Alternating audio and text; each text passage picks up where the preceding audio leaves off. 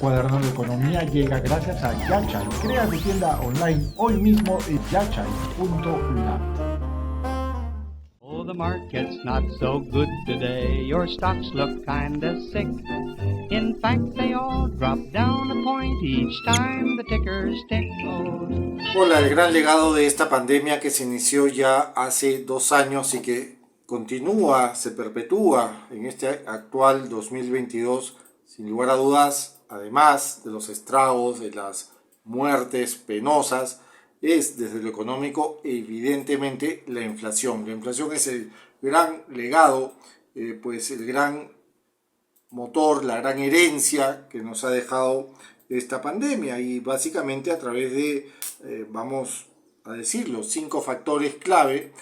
Primero tiene que ver con el incremento de la actividad económica tras el 2020, un 2020 de encierros, de apagones económicos, de apagones en los negocios.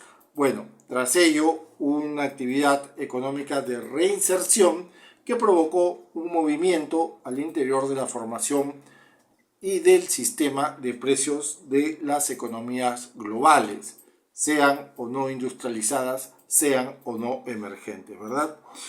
Las interrupciones en las cadenas logísticas de suministros también vienen provocando una presión alcista en función a este sistema de precios. Por otro lado, los ciclos alcistas con señal al alza alrededor de las materias primas también decantan evidentemente en un proceso inflacionario importante, y quizás lo último en un contexto geopolítico bélico a propósito de la guerra Rusia versus Ucrania, que está afectando sobre todo la oferta, la importantísima oferta de granos, cereales y, como no, fertilizantes, que componen una matriz clave al interior del sistema alimentario del planeta, ¿verdad?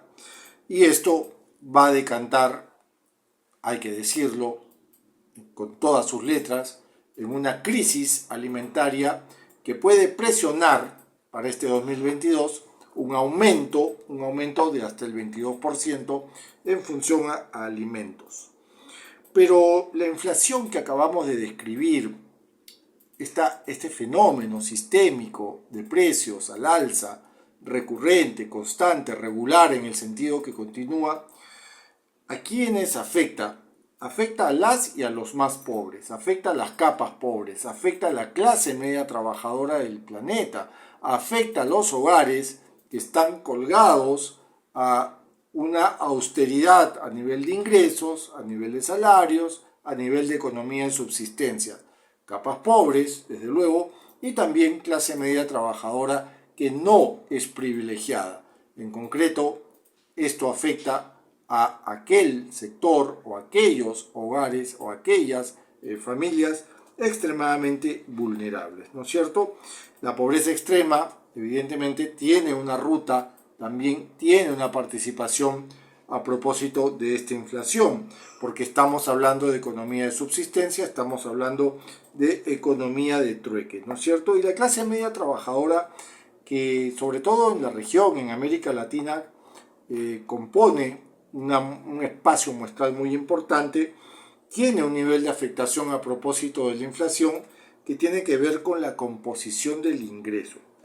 En el Perú en concreto, donde encontramos de momento una economía, tras 8 o 9 meses del actual gobierno, una economía que está muy colgada a una inercia, a una modorra, a una procrastinación a nivel de gasto, a nivel de inversión privada, apática, lo dicho, apática desde el gasto y desde la actividad privada, con este marasmo, con este sopor, ¿no?, que además viene estimulado, empujado por una situación política totalmente obscena, grosera, donde se pierde el tiempo pues en vacancias, en provocaciones de renuncias que no suman para nada alrededor del momento tan nocivo desde lo inflacionario que estamos viviendo actualmente, ¿verdad? La inflación ataca evidentemente los ingresos de estos hogares, la inflación ataca evidentemente los ingresos de las y los más pobres del Perú.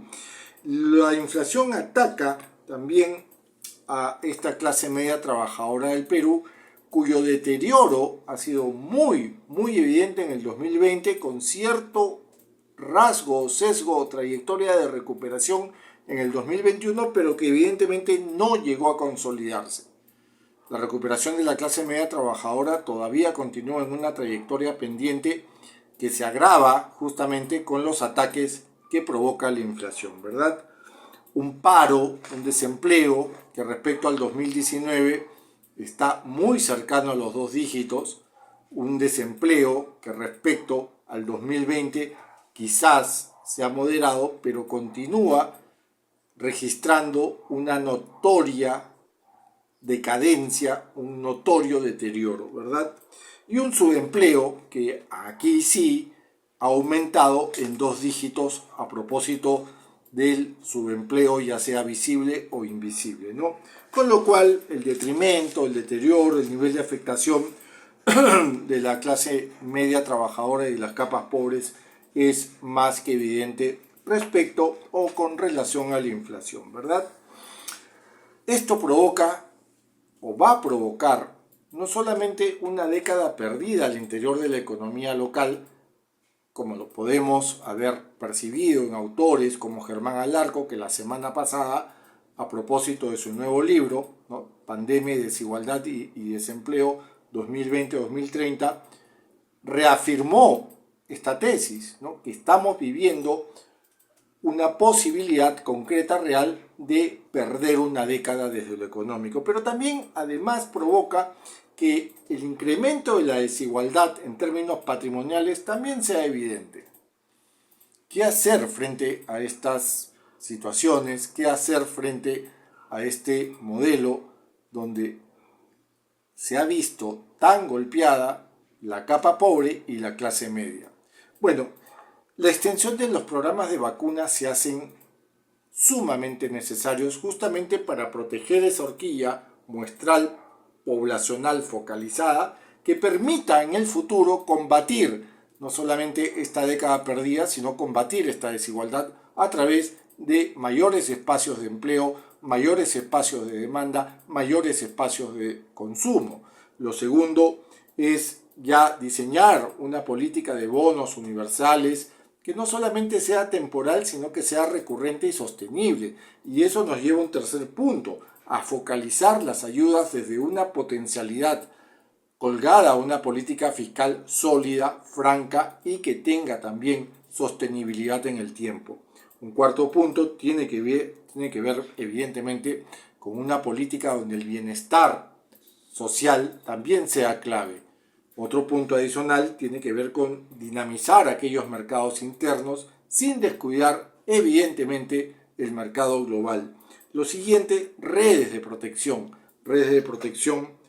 monetarias, redes de protección alimentarias y redes de protección al interior de transferencias que provoquen que éstas lleguen a los sectores más vulnerables. Eso también nos lleva a un siguiente punto, que los bancos centrales, y en concreto el Banco Central de Reserva, aplique políticas anticíclicas controlando la inflación, apelando a sus herramientas, tasa de referencia de corto plazo, es la primera, pero cuidando y preservando que la economía no entre en un ciclo recesivo. Eso creo que lo puede hacer el Banco Central de Reserva con muchísima pericia, ¿verdad? La política fiscal expansiva ya se cae de madura, una política fiscal expansiva que la hemos ya descrito a través de bonos universales, a través de redes de protección social, monetaria, redes de protección alimentaria que permitan justamente combatir lo que la inflación en estos momentos está atacando, que es la desvalorización de los ingresos de las capas pobres y de las capas medias trabajadoras. Y por último, justicia fiscal. Justicia fiscal en el sentido de que los ricos ya tienen que establecer un mejor reparto estructural en función a su riqueza. Los ricos y los megarricos ya tienen que ser gravados con un impuesto que permita justamente lograr esta justicia fiscal, ¿verdad? Logrando también, como dijo Germán Alarco la semana pasada en una entrevista acá en Cuaderno de Economía, no solamente consenso económico, sino también consenso político. Se vienen años complicados, hay que ser extremadamente estratégicos, pero también solidarios. Espero sirva. Muchas gracias. Vaya, vaya, ¿qué tal entrevista tenemos hoy? Hoy nos visita el dueño de la aplicación web más hot de Latinoamérica, Apasionante.p.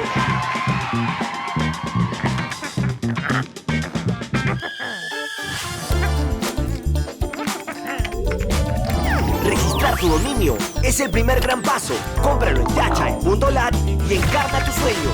Yachai.lat, tu tienda online hoy.